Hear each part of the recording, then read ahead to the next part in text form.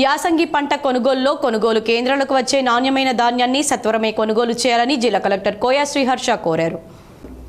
పెద్దపల్లి జిల్లా కలెక్టర్ కోయా శ్రీహర్ష శనివారం పాలకుర్తి మండలంలోని కుర్మపల్లి, పెద్దపల్లి మండలంలోని అప్పన్నపేట, అందుగులపల్లి గ్రామాల్లో ఏర్పాటు చేసిన ధాన్యం కొనుగోలు కేంద్రాలను ఆకస్మికంగా తనిఖీ చేశారు.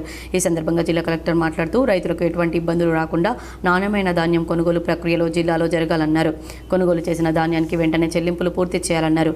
ప్రతి ధాన్యం కొనుగోలు కేంద్రాల్లో తప్పనిసరిగా ప్యాడీ క్లీనర్ ఏర్పాటు చేయాలన్నారు. కొనుగోలు కేంద్రాలకు వచ్చిన ధాన్యాన్ని శుభ్రం చేసిన తర్వాతే తేమ శాతం రాగానే కొనుగోలు చేయాలని, రెగ్యులర్గా ధాన్యం తేమ శాతం పరిశీలించాలన్నారు. ధాన్యం కొనుగోలు కేంద్రాలు, రైస్ మిల్లుల వద్ద ధాన్యం తరలింపు కోసం అవసరమైన మేర వాహనాలు, హమాలీ కూలీలను అందుబాటులో పెట్టుకోవాలని కలెక్టర్ తెలిపారు. అకాల వర్షాల నేపథ్యంలో అప్రమత్తంగా ఉండాలని, కొనుగోలు కేంద్రాల వద్ద వర్షం కురిస్తే టార్పాలిన్ కవర్లతో ధాన్యం తడిసిపోకుండా జాగ్రత్త వహించాలని కలెక్టర్ సూచించారు.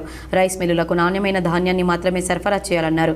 కొనుగోలు కేంద్రాల వద్ద అవసరమైన వసతులు కల్పించాలని, ప్యాడీ క్లీనర్, టార్పాలిన్ కవర్లు, వెయిటింగ్ యంత్రాలు, తేమ యంత్రాలు మొదలగు సామాగ్రి అందుబాటులో పెట్టుకోవాలన్నారు.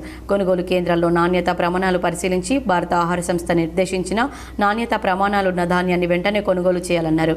ఈ పర్యటనలో జిల్లా కలెక్టర్ వెంట పాలకుర్తి తహసీల్దార్ జ్యోతి, సంబంధిత అధికారులు తదితరులు పాల్గొన్నారు.